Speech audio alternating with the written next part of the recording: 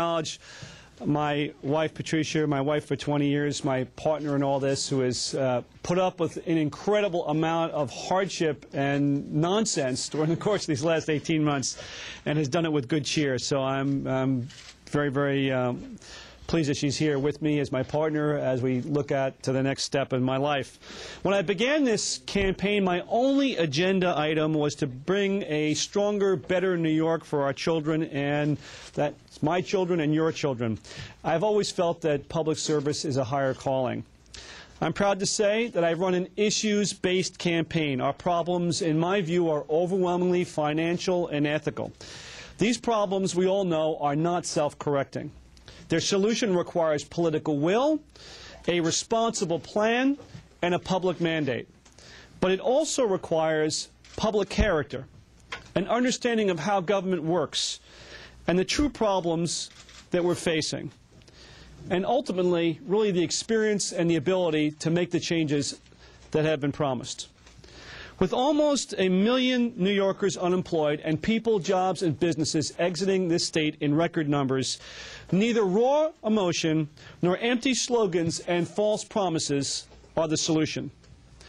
I understand that people are angry. I get the whole primal scream thing. And they've got a right to be angry. New Yorkers need jobs, and they need a government to stop reaching into their pockets. In my view, this anger will not go away, however, until jobs are restored and until decent, ethical leaders return to our state capital. The solution to our most basic needs, as I've always said, is economic growth and job creation. The best social program that I know of is a good job. But our strength as a state has never derived from scapegoating either the poor or the hardworking immigrants of our state. If I do my job well, if we all do our job well, this generation's poor will be tomorrow's job creators. Nor should we target the employers who provide opportunities, support our tax base, and help fund schools, hospitals, and other services. Our motto has not been watch out for number one. It's e pluribus unum, out of many, one. Yes, I am disappointed by the results of the Republican primary. And while it was wonderful to have won a majority of votes in Westchester, the 5 boroughs of New York City, and to have won by 2-1 on Long Island, it wasn't enough, and I accept those results. I'm also proud of the significant victory that was achieved in the conservative primary. As you are aware, I have been privileged to have had the Conservative Party endorsement each of the 8 times that I have run for public office. On a personal note, I want to reiterate what most political people and all of you really know, and that is that Mike Long is an outstanding party chairman, and he's something much, much more. He's a good and decent man, and he's my friend. I respect and admire his decency and honor, and in my view, no political leader in New York holds a candle to that goodness. I ran for office to take on the Albany establishment, to govern and to turn this state around. And although I'd like to think I could do what Jim Buckley did 40 years ago in running on the conservative line, and while my heart beckons me forward, my head tells me that my continued presence on the conservative line would simply lead to the election of Andrew Cuomo and the continuation of an entrenched political machine. I do not want to be responsible for that, and that is unacceptable. I look at the 2 major party candidates, and I see flawed individuals. Flawed in terms of public character, flawed in terms of a commitment to ideas and principles that will restore growth and pride to our great state. But this is the choice that we now have. This is how our democracy works. And so I have decided to step aside to give the Conservative Party, a great party, the opportunity to name another candidate. I'll be watching very closely to see if either candidate can prove to me and to New York that they can rise above the empty slogans and the name-calling. And I, like New York, all New Yorkers, will demand that these candidates address the problems facing our great state. When they do not, they will hear from all of us. We must break this Albany establishment and culture of corruption if we're to offer any possibility of the kind of change and success that we all deserve and need. I strongly believe that Andrew Cuomo cannot bring about change. but I remain unconvinced that Carl Palladino will bring the improvement that New Yorkers need, deserve, and want. The people deserve a civil campaign and a vibrant exchange on the challenges that real New Yorkers face. They deserve leaders who are good, decent, responsible people who will put citizens first. They deserve real results from public servants who are accountable for what they say, how they say it, what they don't say, and what they truly deliver. As I have the moment I entered this race, I love my country and I love my state.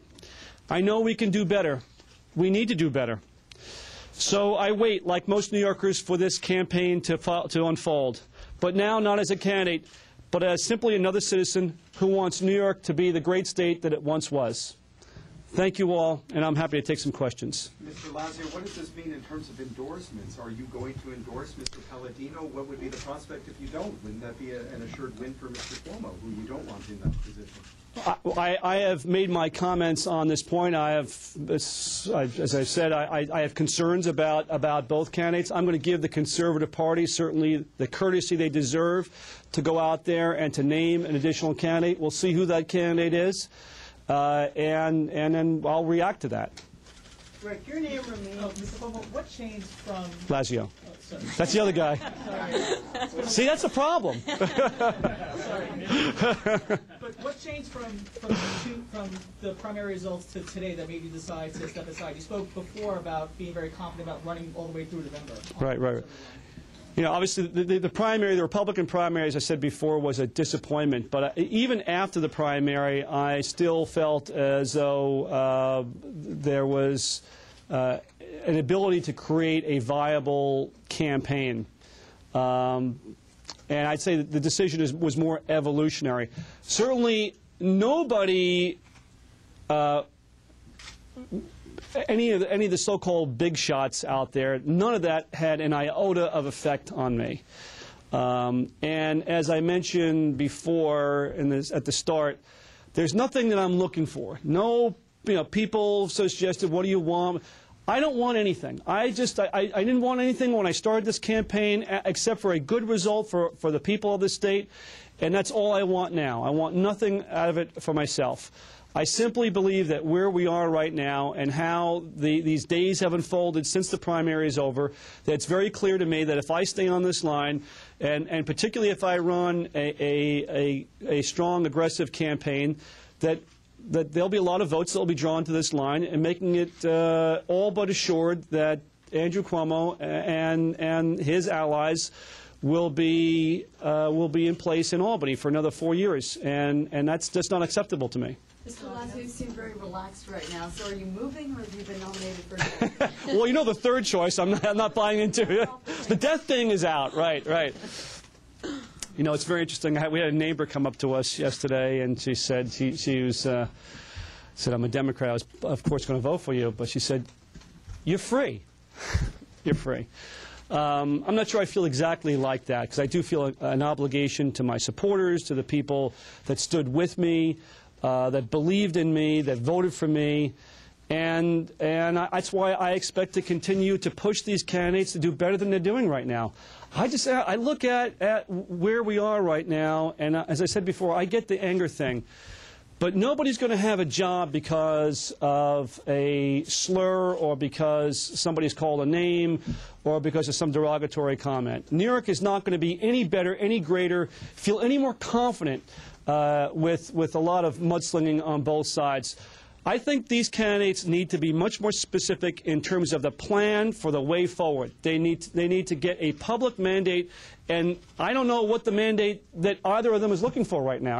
I don't get it outside of the personal mandate. Is it the judgeship or movement? We're going to work through with the lawyers what that is, but it won't be moving. I'll come back to you in a minute. Yeah, you seem to be ruling out an endorsement of Cuomo by saying you don't think he could be what New York needs, but leaving the door open potentially to Palladino. Your remarks seem more aimed at Palladino, talking about character and the need, that anger is not enough.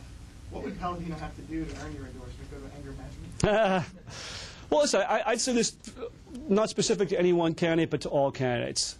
I believe that the core issue for New York State is really financial growth and job creation.